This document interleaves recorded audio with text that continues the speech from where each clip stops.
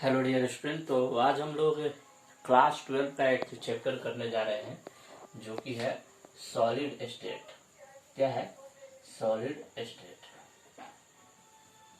Solid state. Solid state को हिंदी में हम लोग बोलते हैं ठोस अवस्था। ठोस अवस्था। ठोस अवस्था। इसमें हम क्या क्या पढ़ेंगे तो हम एग्जाम पॉइंट ऑफ व्यू से पढ़ेंगे, जिससे नीट और जेईई की परीक्षाएं आपसे आसानी से निकल सके। तो सबसे पहले हम लोग सॉलिड स्टेट में पढ़ने जा रहे हैं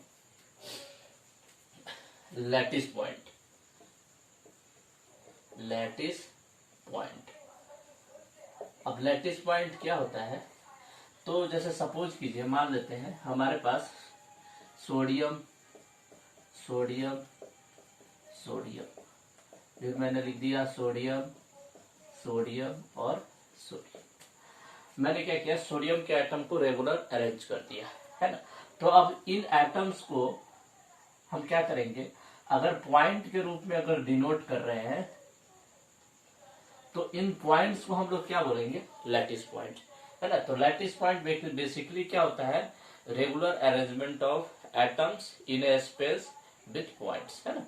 मतलब कि एटम्स को अगर हम पॉइंट्स के रूप में दिखा रहे हैं, है ना, किसी स्पेस में, तो उसको हम लोग क्या बोलेंगे, लैटिस पॉइंट, है ना। तो इसको अगर डिफाइन करेंगे तो क्या कैसे करेंगे, when atoms represent with point in a space, है ना, किसी स्पेस, या स्पेस का मतलब क्या होता है, तल, है ना, एक्स वाई जेड कोई सा भी तल में अगर हम एटम्स को अगर सिंपल सा पॉइंट्स के रूप में अगर दिखाएं तो वो हमारा क्या कहलाता है, लैटिस पॉइंट। अब लैटिस पॉइंट के बाद अब नेक्स्ट जो आता है वो आता है यूनिट सेल। यूनिट सेल क्या होता है वो देखिए। Unit cell. यूनिट सेल, इसे हम हिंदी में बोलते हैं एकक कोष्ठिका। हिंदी में क्या बोलते हैं, एकक कोष्ठिका। अब हिंदी में इसको हम क्या बोलते हैं, एकक कोष्ठिका। तो इसका डिफिनीशन क्या होता है, when lattice point is arranged in regular manner throughout crystal,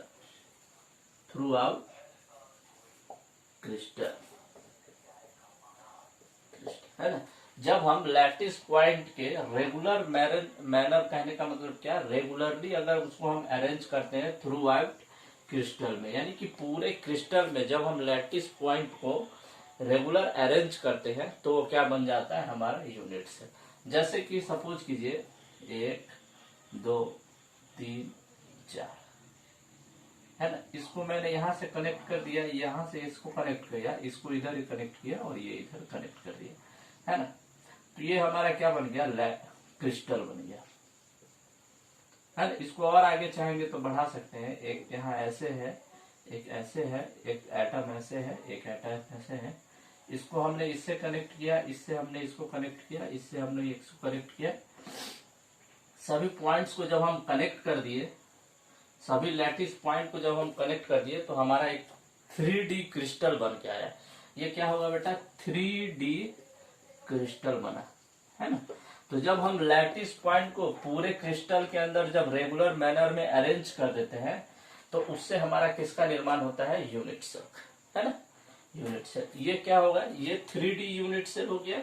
अगर हमने ऐसे इसको अरेंज किया तो ये 2D यूनिट सेल हो जाएगा, है ना। यूनिट सेल क्या होता है कि अगर हम लैटिस पॉइंट को रेगुलर मैनर में अरेंज करें थ्रू आउट क्रिस्टल, है ना। अब देखिए यूनिट सेल क्या है, ये तो हमने पता कर लिया यूनिट सेल क्या होता है।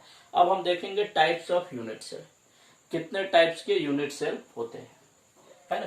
देखिए बच्चों, ये कोर्स जो है आपका वो एग्जाम पॉइंट ऑफ व्यू से बनाया गया है ना। तो इसमें बहुत सारी बातें जो बोर्ड की परीक्षाओं में आता है उसको मैंने छोड़ दिया है ना। चलिए अब हम पढ़ने जा रहे हैं types of unit cell. Unit cell के कितने टाइप्स होते हैं। तो यूनिट सेल के टाइप्स जो होते हैं उनमें आपको जनरली जो पढ़ना है उसमें पहला पढ़ना है SC, simple cubic unit cell. Simple cubic unit cell, जिसे हम शॉर्ट फॉर्म में एससी लिखते हैं। हिंदी में इसे हम बोलते हैं आद्य एकक कोष्ठिका। आद्य एकक कोष्ठिका यूनिट सेल का नाम होता है एकक कोष्ठिका, आद्य एकक कोष्ठिका बोलते हैं। ठीक, दूसरा क्या होता है हमको पढ़ना है, वो पढ़ना है बीसीसी। बीसीसी का फुल फॉर्म क्या होता है, body centred cubic unit cell. Unit cell इसे हम लोग हिंदी में बोलते हैं केंद्रीय एकक कोष्ठिका।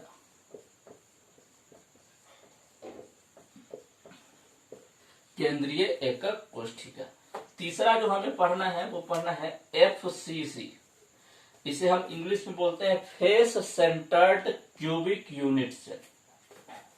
एफसीसी का फुल फॉर्म क्या होता है, face centred cubic unit cell. इसे इंग्लिश में हम लोग क्या बोलेंगे, फलक एकक कोष्ठिका, है ना, फलक एकक कोष्ठिका। तो ये तीन टाइप के आपको पढ़ना है।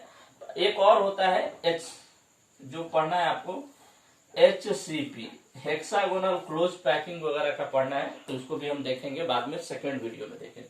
पहले हम ये तीनों को देख लेते हैं। तो पहला क्या है सिंपल क्यूबिक यूनिट सेल, दूसरा क्या है बीसीसी यूनिट सेल, और तीसरा है एफसीसी यूनिट सेल। अब इसमें हम लोग क्या करेंगे, इसका डिटेल पोस्टमार्टम करेंगे। पोस्टमार्टम क्या करेंगे कि इसका रेडियस देखेंगे, इसका कोऑर्डिनेशन नंबर देखेंगे, और साथ में इसका हम और भी बहुत सारी चीजें देखेंगे, इसके क्वेश्चंस को भी करेंगे। तो पहला हम क्या पढ़ने जा रहे हैं, सिंपल क्यूबिक यूनिट सेल।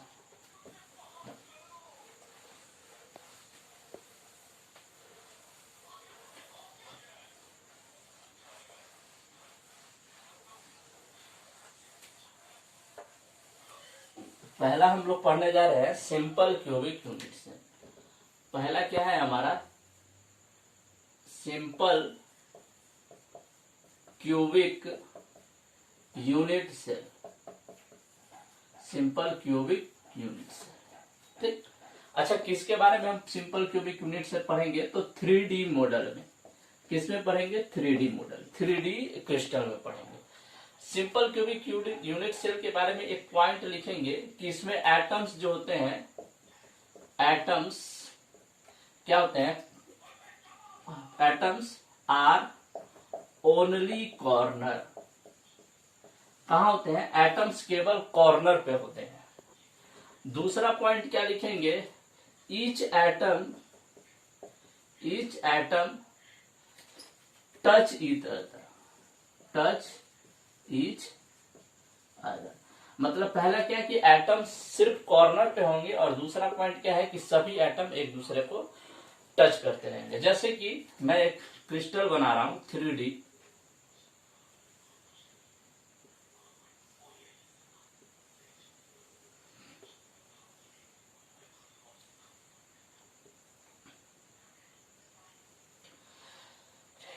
देखिए किसी भी 3D क्रिस्टल में अगर ये क्या है, क्यूबिक है, घन है, आप पता होना चाहिए। एक मैं पॉइंट आपको लिख दिया, अगर ये क्यूब यानी कि घन है, अगर ये क्यूब है तो आप याद रखेंगे इसमें आपको 8 कॉर्नर मिलेगा।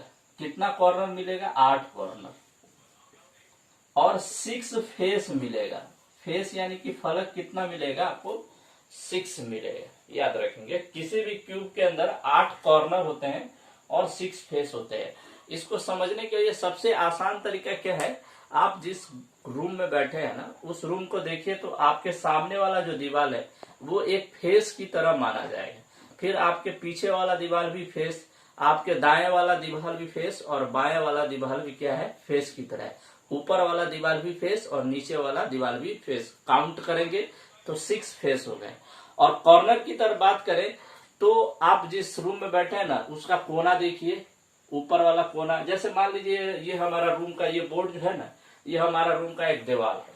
तो 1 corner, 2 corner, 3 corner, 4 corner, 4 corner इधर और 4 कॉर्नर अपोजिट साइड में। तो 4 और 4 कितने कॉर्नर हो गए? 8 कॉर्नर हो गए ना। तो 8 कॉर्नर होते हैं। तो सिंपल क्यूबिक यूनिट सेल में क्या है, एटम्स जो होंगे वो कहाँ होंगे? कॉर्नर पे, और सभी एटम एक दूसरे को टच करते रहेंगे, है ना। तो मैं सिंपल सा बता रहा हूं, पहला कॉर्नर यहाँ है, यहाँ पे दूसरा एटम, यहाँ पे हमारा तीसरा, यहाँ पे चौथा, पांचवा, छठा, सातवां और आठवां, है ना। तो क्या होता है, एटम्स आर कहाँ होगा? कॉर्नर पे। तो 8 कॉर्नर पे हमने एटम को डाल दिया और सभी एटम जो है एक दूसरे को टच करेंगे। तो यहाँ आपको टच करते हुए नहीं दिखेगा, लेकिन वास्तविक रूप में अगर बात की जाए तो ये इस तरीके से होता है। जैसे अगर मैं इसको ए नाम दूं, अगर इसको बी नाम दूं,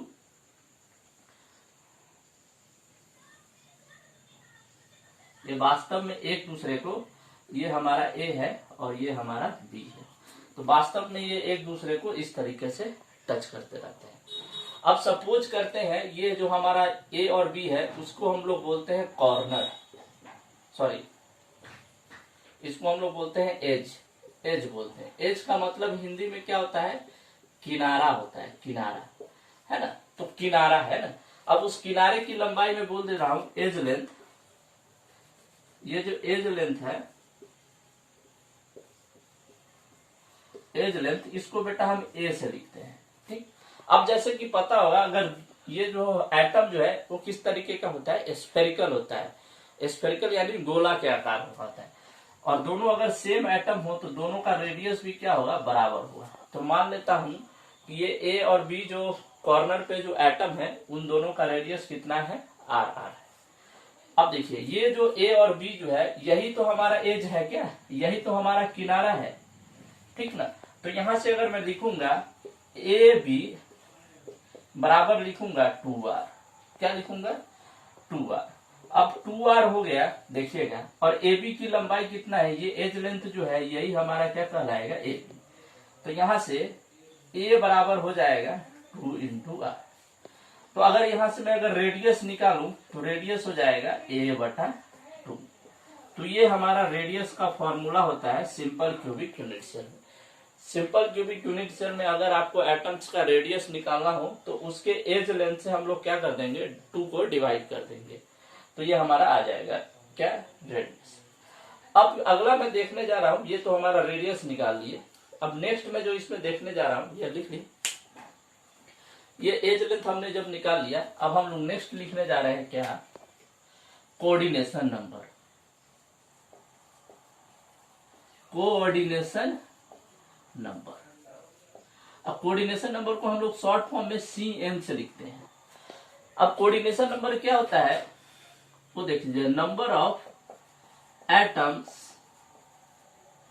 touch in a unit cell. Unit cell मतलब कि एक सिंगल एटम को नंबर ऑफ एटम्स कितने टच कर रहे हैं उसको क्या बोलते हैं? कोऑर्डिनेशन नंबर, है ना।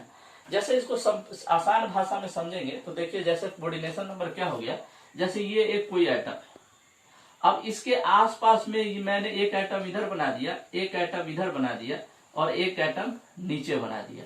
तो अगर मैं पूछूं ये जो ए एटम है, ये बी, ये सी और ये डी, अगर मैं पूछूं कि ये ए एटम का कोऑर्डिनेशन नंबर कितना है तो आप बोलोगे 3। क्यों 3 होगा? क्योंकि ये ए एटम को टच करने वाले एटम की संख्या कितनी है? 3। तो यही हमारा क्या कहलाएगा? Coordination number.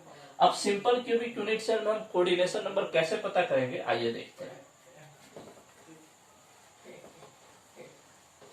इसके लिए आपको थोड़ा सा इमेजिनेशन चाहिए। इमेजिनेशन करने का मतलब क्या कि आपको थोड़ा सा सोचना पड़ेगा। अब जैसे देखिए, ध्यान दीजिए, एकदम ध्यान से देखिएगा, ये जो एटम है बी आपका, ये जो बी एटम है, अभी हमने क्या बताया कि सिंपल क्यूबिक यूनिट सेल में एटम्स जो होते हैं कॉर्नर पे होंगे और each atom touch each other. मतलब क्या, ये बी एटम को ये ए भी टच कर रहा होगा, इसको मैं अगर ये नीचे वाला भी टच कर रहा होगा और ये इसके ऊपर वाला भी टच कर रहा होगा। देखिए, जैसे मान लीजिए आप जिस रूम के कमरे में है, जैसे सपोज कीजिए ये हमारा रूम का कमरा है, जैसे सपोज कीजिए यहाँ पे आप बैठे हो, यहाँ पे आप बैठे हो ये वाले फेस कॉर्नर पे, तो ये वाला कॉर्नर का एटम भी इसको टच कर रहा होगा ये वाला कॉर्नर का एटम भी इसको टच कर रहा होगा, और यहाँ पे जो कॉर्नर पे एटम बैठा होगा ये भी इसको टच कर रहा होगा। मतलब क्या, देखिए कि अगर मैं इसको पहला एटम बोलूं, इसको दूसरा एटम बोलूं, और इसी एक्सिस पे एक तीसरा एटम यहाँ है, तो 1, 2 और ये 3 एटम इसको टच कर रहे हैं। अगर इसी एक्सिस को अगर मैं ऊपर कहीं ऐसे बढ़ा दूं, तो यहाँ पे जो 3 डैश है वो भी बी को क्या कर रहा होगा, टच कर रहा होगा। अगर इसमें 1 को भी मैं इस तरीके से आगे बढ़ा दूं, तो यहाँ जो 1 डैश है वो भी इसको क्या कर रहा होगा, टच कर रहा होगा। और यही जो 2 वाला है, इसको अगर मैं आगे ऐसे बढ़ा दूं दूसरे किसी कमरे का, तो ये 2 डैश भी इसको क्या कर रहा होगा, टच कर रहा होगा, है ना। तो याद रखिए, सिंपल क्यूबिक यूनिट सेल में CSC में कोऑर्डिनेशन नंबर कितना निकल के आता है, 3 निकल के आता है, याद रखेंगे। तो ये हो गया हमारा कोऑर्डिनेशन नंबर, है ना। सॉरी 3 क्या है, 6, सॉरी 6। कैसे 6? 3 तो इस कमरे का हो गया और 3 बगल वाले का, तो 3 और 3 कितना हो गया, 6। तो सिंपल क्यूबिक यूनिट सेल में रेडियस का फॉर्मूला क्या होता है, a/2, और कोऑर्डिनेशन नंबर कितना निकल के आता है, 6। अब हम नेक्स्ट जो बात करने जा रहे हैं, वो बात करने जा रहे हैं कंट्रीब्यूशन का।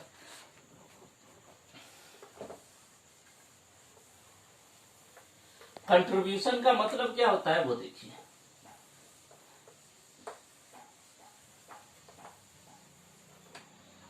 कंट्रीब्यूशन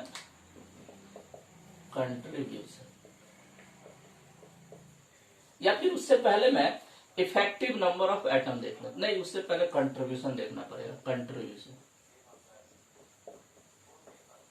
कंट्रीब्यूशन अब कंट्रीब्यूशन को हिंदी में हम लोग क्या बोलते हैं, भागीदारी।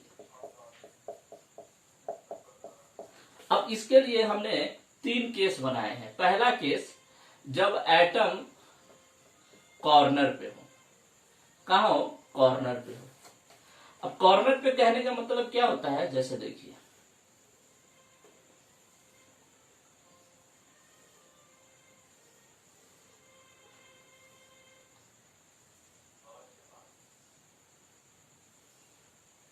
अब एटम जब कॉर्नर पे हो, यानी कि यहाँ पे किसी कॉर्नर पे एक एटम रखा हुआ है, ठीक। अब इसका ये एटम जो है वो क्या होगा, जैसे आप ध्यान से देखिएगा, जैसे कि मान लेते हैं, जैसे कि मान लेते हैं ये हमारा छत है, ये छत है हमारा, ठीक ना। और इस छत के एक कोने पे एटम रखा हुआ है यहाँ पे। तो ये मैं पूछूंगा, ये जो एटम है अगर इसको मैं गोला की तरह ऐसे रख दूं, तो इसका कुछ भाग, ये गोला का कुछ भाग इस कमरे में होगा और बाकी कुछ भाग अलग कमरे में होगा। तो वो कितना एटम एक अकेला कमरा में उपस्थित है, उसी को देखना हम लोग क्या बोलते हैं, कंट्रीब्यूशन। तो आप याद रखेंगे, जब आपका एटम क्या हो, कॉर्नर पे हो, तो इस एटम का एक यूनिट सेल के लिए कंट्रीब्यूशन कितना होता है, 1/8। क्या होगा, 1/8। अब आप ध्यान से देखेंगे इसको, जैसे सपोज कीजिए, इसको समझने का, एक यहाँ पे एक एटम उपस्थित है। अब ये एक किसी कमरे का एक छत है, ठीक। तो इसके बगल में एक और मैं ऐसे छत बना सकता हूं, ठीक। एक मैंने यहां छत बना दिया, एक मैंने यहाँ पे और छत बना दिया, मतलब इस कमरे के बगल में मैंने 3 और कमरा बना दिया। तो ये जो एटम जो है वो 4 नीचे में है, और इसके ऊपर भी तो मैं 4 ऐसे ऐसे कमरे बना सकता हूं कि नहीं बना सकता हूं। और मैं अगर देखूं, ये जो बीच का सेंटर है वो 8 कमरों में क्या हो जाएगा, कॉमन हो जाएगा। 4 नीचे कमरा, 4 ऊपर कमरा, कितने कमरे हो गए, टोटल 8। और एक अकेला गेंद किसी कमरे के बीच में है, और वो कमरा 8 कमरा से क्या हो रहा है, अटैच हो रहा है। तो इसका कंट्रीब्यूशन कितना आ जाएगा, अगर मैं पूछूं एक एटम, ये पूरा एटम का एक कमरा के लिए कंट्रीब्यूशन कितना करोगे, तो 1/8। 8 क्यों, क्योंकि ये एक अकेला कितने में है, 8 में है। अगर परसेंटेज में बात करूं तो कितना हो जाएगा, 12.5%, है ना। तो ये 12.5% होता है। तो अगर आप याद रखेंगे कि एटम अगर केवल कॉर्नर पे हो, तो उसका कंट्रीब्यूशन यानी कितना होता है, 1/8। अब हम लोग नेक्स्ट देखने जा रहे हैं कि एटम अगर कहां हो, एटम अगर आपके फेस पे हो, फेस का मतलब क्या, फलक पे हो, फलक पे। देखिए फलक का मतलब क्या होता है, ये होता है, अगर ये आपके कमरे का एक दीवार है तो ये बीच वाला भाग जो होगा ये क्या कहलाएगा, फलक। अब आप एक काम करो, जैसे कि एक और एग्जांपल देखिए, ये कमरे का, ये आप जिस कमरे में बैठे हो और आपके सामने ये जो फेस दिख रहा है ये क्या कहलाएगा, फलक कहलाएगा। अब आप एक काम करो, एक इसमें छेद कर लो और एक बॉल को इसमें डाल दो। बॉल को डाल दिए तो आप क्या देखोगे कि आधा भाग आपका जो बॉल है इस कमरे से दिखाई दे रहा है और आधा भाग इसके पीछे वाले कमरे से दिखाई दे रहा है। इसका मतलब क्या कि जो बॉल है उसका 0.5% इधर है, यानी 1/2 भाग इधर है और 1/2 भाग क्या है, उधर है। तो अगर एटम आपका फलक पे हो, इसके फलक पे हो, तो आप याद रखेंगे फलक पे रहने पे 1/2 होता है। क्यों? क्योंकि आधा भाग इस कमरे में है और आधा भाग इसके पीछे वाले कमरे में है। तो यदि एटम अगर आपके फेस पे हो तो कितना हो जाएगा, कंट्रीब्यूशन 1/2। अब नेक्स्ट हम लोग देखने जा रहे हैं कि यदि एटम एज पे हो, एज का मतलब क्या, किनारा। देखिए एज का मतलब क्या, किनारा, मतलब यहां पे हो, कुछ इस तरीके से रखा हो, है ना। तो एज पे जब भी रहेगा तो देखना, ध्यान से देखना, अगर आप यहाँ एज पे एटम रख दिए, है ना, जैसे सपोज कीजिए